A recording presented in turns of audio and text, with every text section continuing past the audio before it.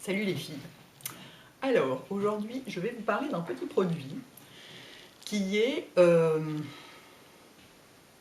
Reste là, toi. Qui est top. Oui, forcément, sinon je vous en parlerai pas. Tadam, tadam, tadam, tadam, tadam. Qu'est-ce que c'est? C'est du liner en peau. Donc, comme vous savez, je trouve ça top, le liner en peau. C'est pratique. Enfin, c'est ce qu'il y a de plus facile à utiliser. Et alors, celui-là, il est juste dément. Parce que, contre toute attente, on croit toujours que le liner, je vous le montre ouvert, hein, voilà, fermé, ouvert, on croit toujours que le liner, c'est plus facile à utiliser quand c'est assez fluide, les liners en peau. Parce que je vous parle même pas des liners fluides qui font genre comme ça, enfin c'est horrible. Les liners en peau, on se dit, bon, si c'est fluide, ça va être plus facile à utiliser. Enfin, moi, c'est ce que je me disais jusqu'ici. Et puis j'ai essayé celui-là, qui est pas fluide du tout. Mais alors, il est sticky, mais je vous raconte même pas, il est pâteux, enfin, il est vraiment épais, quoi. Et alors, ce qui est hyper étonnant, c'est qu'il est hyper facile à utiliser. Donc, je pense que pour quelqu'un qui débute, probablement, ce serait celui que je recommanderais. C'est vraiment... Et alors, il y a aussi un truc, c'est pas seulement la pâte qui est étonnante, c'est le pinceau qui est vendu avec. Parce qu'il y a un pinceau vendu avec. D'habitude, les pinceaux qu'on vous vend avec le maquillage, c'est poubelle tout de suite, on est bien d'accord, c'est toujours des trucs absolument nuls. Celui-là, c'est juste hallucinant, je serais prête à payer pour l'avoir tout seul, quoi. Alors, je vous le montre fermé. Vous allez pousser des cris parce qu'il est tout petit, parce que c'est un pinceau de voyage. C'est ça qui est top, c'est qu'on peut le transporter. Mais quand on ouvre le capot, là, enfin le bouchon, machin, on peut le mettre derrière, et du coup ça lui donne une taille normale pour travailler. Et alors regardez, il est complètement dément. Les pinceaux, mais les Japonais sont des dieux pour les pinceaux à liner. Regardez, vous avez vu la finesse de la pointe et la densité des poils. C'est ferme, il est vachement ferme en plus, vous voyez ça? Attendez, il faut que je le remette comme ça sinon vous voyez rien. Ça plie pas quand on fait ça, quoi, à peine.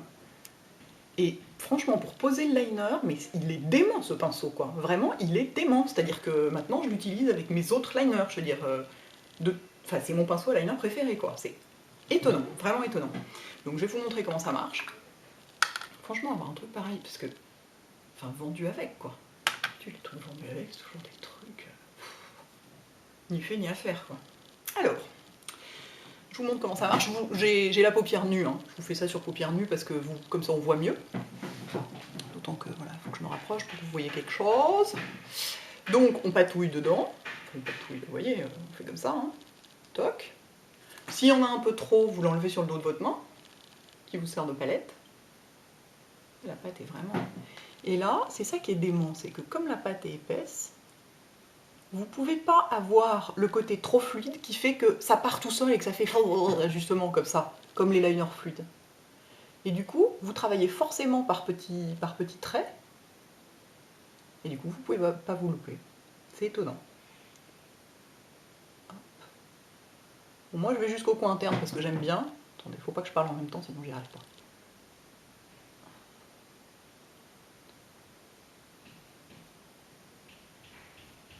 Voilà. Moi, je vais jusqu'au coin interne parce que j'aime bien, mais vous n'êtes pas obligé. Hein. Ça dépend vraiment de la forme de vos yeux, du rendu que vous voulez. Pas mal de choses, en fait. Moi, je retourne le pinceau quand j'arrive. Les pinceaux biseautés, attendez, je mets là pour que vous le voyez, on va dans le sens du biseau, si j'ose dire, c'est-à-dire dans ce sens-là comme ça, puis quand on veut partir dans l'autre sens, clac, on le retourne. Hop. Et on fait la fin. Et ici, on remplit ensuite. Clac.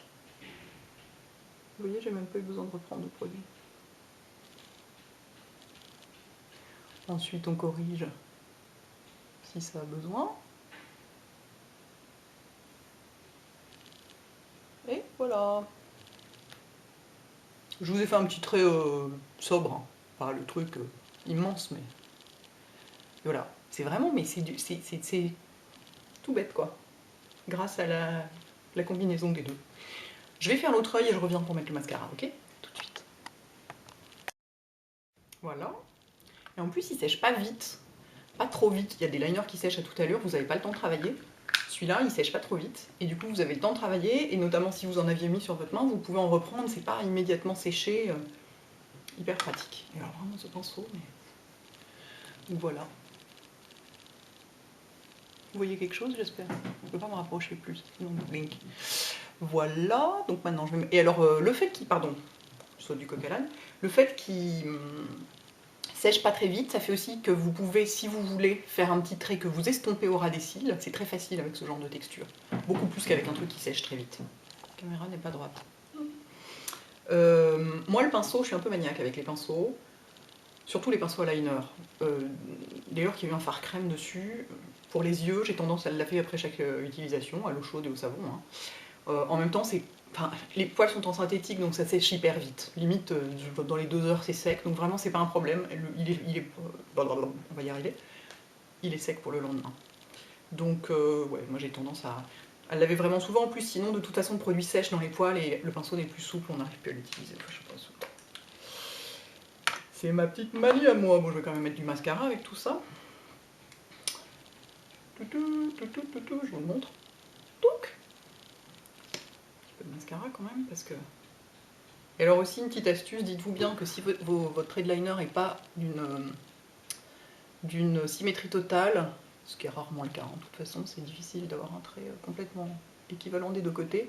Une fois que vous aurez posé le mascara, avec les cils qui se recourbent avec le mascara, etc., et ben, on voit moins le trait de liner, et du coup, ça masque une partie des petites irrégularités qu'il peut avoir. Donc si vous n'y arrivez pas au début, vous avez un peu de mal, paniquez pas, parce qu'une fois que le mascara est posé, ça gomme une partie des imperfections éventuelles du trait de liner.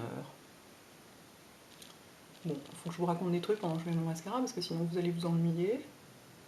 Je ne sais pas si vous entendez les bruits qu'il y a chez moi. Il y a des mecs qui sont plus ou moins en train de détruire les cheminées de l'immeuble ou un truc de ce genre. Je comprends pas très bien ce qui se passe, c'est un petit peu bizarre tout ça.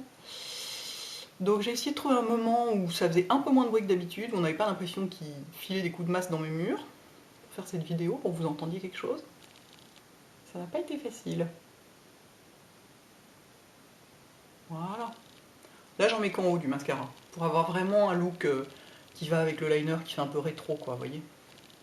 Mais si vous voulez en mettre en bas, vous pouvez. Essayez juste de ne pas en mettre trop sur les pointes. Sinon ça fait des yeux de poupée. Voilà les filles. Moi je m'en vais laver mon petit pinceau. Et donc là c'est du noir que j'ai mis, il y a aussi du marron.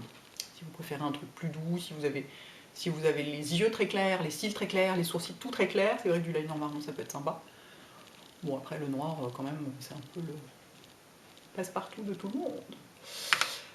Bon bah les filles, j'espère que ça vous aide, que ça vous plaît, et